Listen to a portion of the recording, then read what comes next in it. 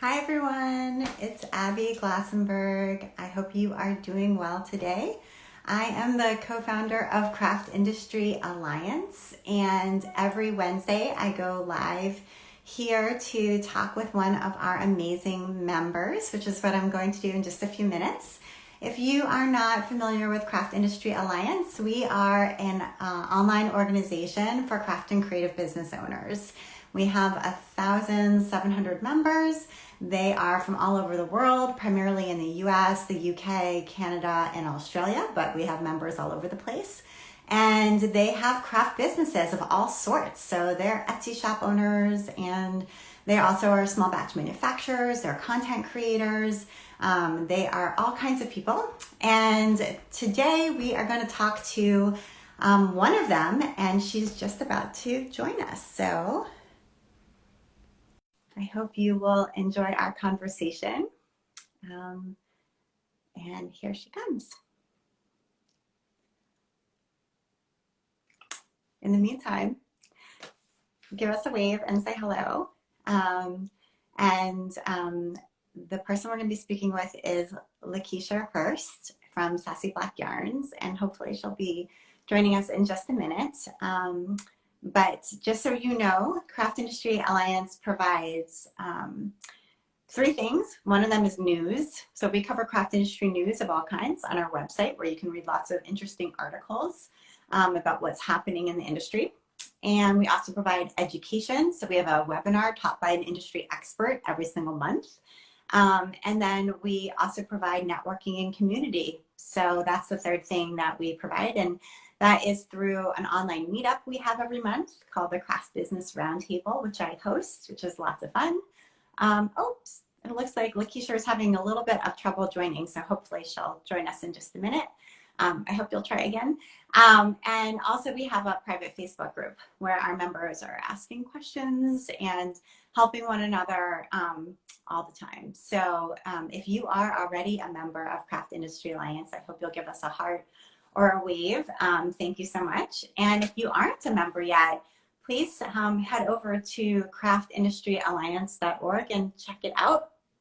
And you can also meet some of our members here on Instagram Live, where we have our member spotlight, and you can see some of those previous interviews here. They're saved in our series, our IGTV series. So we have a free newsletter. It goes out on Wednesdays. It went out this morning. And if you want to kind of get a taste of what we offer, that would be a good way to try it out. You can sign up right on our website for that. It's totally free. So head over to craftindustryalliance.org, put your name into either the pop-up, or there's a little sign up there, and you can sign up for the newsletter. It comes out on Wednesdays, like I said, and it's a roundup of what's going on in the industry. So there's a whole section there about business news. There's a section that's all about social media and blogging, so you can kind of keep up on what the latest is there. There's happenings section. So if you want to know about events coming up where you might be able to be a vendor, or you might be able to be an exhibitor, or just an attendee and kind of have a neat experience.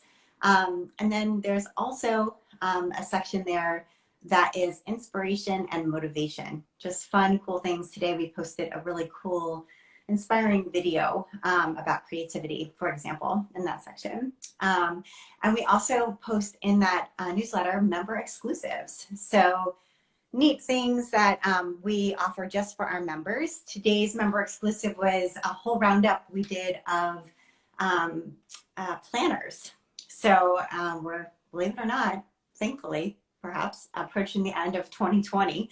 And so it's time to kind of shop around if you're a person who loves to have a paper planner, and pick a new planner for 2021. And so we looked at all the planners that are out there specifically for creative businesses and craft business pros, and rounded them up, give you information on kind of which ones are, have which features, what the pricing is, etc. And also some printable inserts that you can use in a binder that you might have too. And so we put that all out for you, making it a lot easier for you to sort of figure out what you should purchase. So that is our member exclusive this week, and that's in the newsletter too. So if you haven't signed up for that, go ahead over and take a look.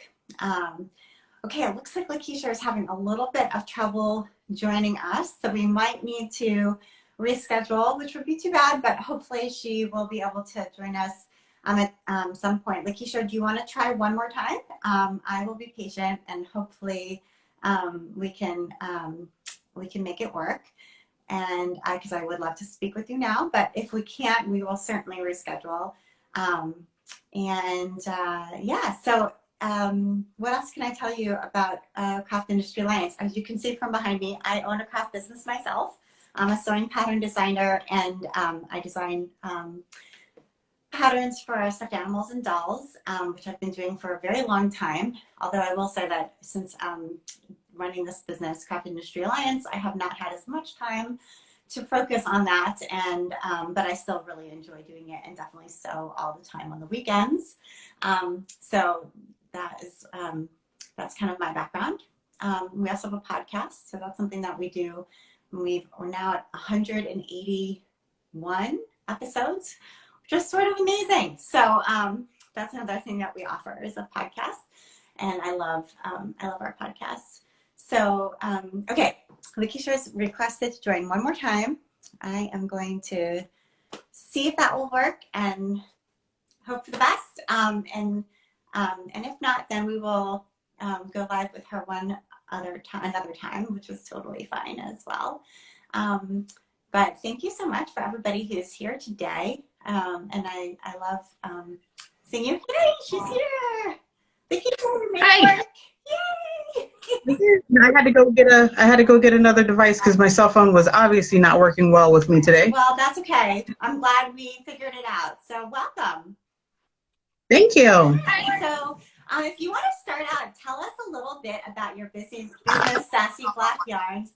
It's super cool, and I know you're an indie dyer, so kind of give us a little bit of a background of how you got into dyeing yarn. Okay. My name is Lakisher. I am from Hartford, Connecticut, currently living in East Hartford, Connecticut. My love of yarn and fiber actually started 20 years ago in the military. One of my first duty stations was in Seoul, Korea, and they took us to a yarn factory. So I got to see from beginning to end, from shearing to yarn wrapped up on a comb, and I fell in love with the fiber immediately. I obviously came home, got married, life happened, had children, said that I was going to make all of their baby clothes from scratch. That did not work out the way that I had planned on it. And I actually didn't start picking back up yarn or crocheting actually until 2010. And I have not put down my crochet hook since. I actually just started dyeing this year, so Sassy Black Yarns just happened January of this year. So I was fortunate enough to be one of the people to start a business during COVID. Wow, that's great. And so when you did kind of pick up fiber again and get back into it, you took a class. Did you take a class at Joanne? Is that where you went to take a class?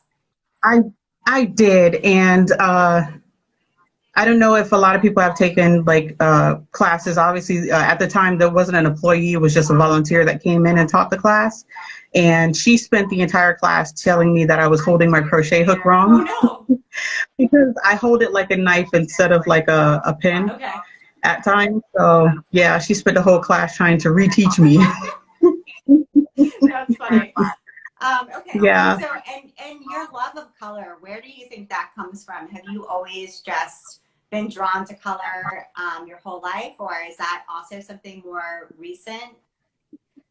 Just life in general. I mean, I see color everywhere I go. My husband tends to tell me that I have no sense of style because I mix and match colors all the time. So when it comes to like my clothing, I'm pretty plain with my clothing, but when it comes to my yarn, it has to be bright, it has to be brilliant, it has to shine and pop. Okay, and how did you learn to dye yarn? Because did you take a class? Did you watch some YouTube videos?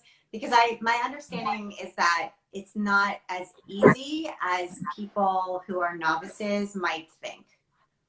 It is not. I thought all you had to do was take a skein of yarn, put it in a bucket full of dye, let it sit for a while, and it would come out whatever color you wanted it to. That was absolutely not the case. My first time dyeing yarn, the outside was a brilliant red color. The inside was still white because no one told me that you had to unwrap the yarn before you started to dye it. So I watched a lot of YouTube videos. A lot of it was trial and error because obviously no one is going to tell you the recipe to their secret sauce or anything else like that. So you kind of get bits and pieces from the internet, bits and pieces by trial and error. And I think that that's where I am right now. I think I've developed my own kind of process. Yeah, but a lot of it was trial and error. I definitely did not know what I was doing the first time I decided I was going to dye yarn. Yeah, I imagine so. And then, so it sounds like you started in January, and then how has it been during COVID as far as the business goes? Have you found that people have, their demand has been higher? Have you found it's been harder, or how has it been for you? I would say it's been steady. I don't, because this is my first year in business, I don't know what seasonal buys look like. I don't know summertime versus wintertime. I don't know any of that. So I'm learning a lot my first year in. It's been steady. I think when I first started, I had unrealistic goals that I was going to sell millions of dollars worth of yarn my first couple of months in business. But it's slow and steady. I mean, you have to get your name out there. You have to let people feel your yarn, make, you know, they want quality product in their hands. So you definitely got to deliver on that. So it's been slow but steady. And have you been sort of crocheting samples? Have you been sending yarn out to other makers? Are there specific sort of strategies that you've used to sort of try to get your name out there? What's worked? What's worked so far is I've actually tapped into a couple of people that I know that do their own patterns and samples and stuff like that to try to see if I could get more of a collection of samples made. I actually still work full time, so me trying to crochet my own samples is still kind of hard. But yeah, just trying to find others to collaborate with. I mean, even if it's not, you know, going to be a full-time collaboration going forward, just meeting new people, finding out what works, what doesn't work, what people like, what they don't like. Yeah, all of it just has just been an experience. Yeah, totally. It's sort of getting your name out there, getting your feet wet, and getting some brand exposure. And what would you say is kind of signature to Sassy Black Yarns that kind of makes your yarn unique? There's a lot of indie dyers out there trying to do this. So are you still kind of developing your voice, or what would you say so far at least you feel like is your signature look? Well, my signature yarn color is purple. And this is kind of a mixture, I don't know if you can see it that well, of purple and gray. Yeah. But since I am still new, I am still trying to figure what that actually is. I've been in business, I want to say legal business, almost 6 months now. Okay. Yeah. So I'm still trying to figure out what works. Yeah. I don't want to necessarily put my foot and set it in stone because, like I said, this is my first year. I don't know what it's going to look like towards the end of the year. COVID is making everything a little bit crazier, so right. I don't know what the future entails, but I know I'm going to be there. Yeah, exactly. Okay, great. And your website, are you selling on Etsy? Are you selling on Shopify? Or how is your e-commerce set up right now? Right now it's set up on Shopify. I did, at first, when I first started, I had a Etsy website, but I found out it was very limited. With Shopify, it gives me a lot more options to grow and to expand my business. And even though I'm not there right now, I still want that option and that capability to do so at any given time. Yeah, I think that's really smart. You're building right from the start for growth, which is a great idea. Yes. Yeah. Do you want to show us any more samples? That first skein was so beautiful. I don't know if you have any other samples in front of you. Yeah, so this is something that recently came out of the dye pots. It's called Field of Greens. It is a superwash merino wool and nylon blend, about 420 yards of fingering sock weight yarn. Beautiful. And then this is my flawless orange color. This is on a worsted weight base. This is about 220 yards. Love it. 220 Yeah. yards. I'm sorry. Beautiful. Yeah. Yeah. So, and then this one is my bubblegum blue. Oh my gosh, look at that. So yeah, I'm all about color. I don't like necessarily dyeing single colored skeins. I know that some people do like that, and I will always have that outlet for them. But most of my yarns are variegated, and they have more than one or two colors in them. Great, that's awesome. All right, anything else that we should talk about or know going forward? Anything new coming up, or anything else that you want to make sure we touch on? Actually, no. I think that we should actually discuss more about what the Craft Industry Alliance does for crafters. I mean, the resources have been excellent.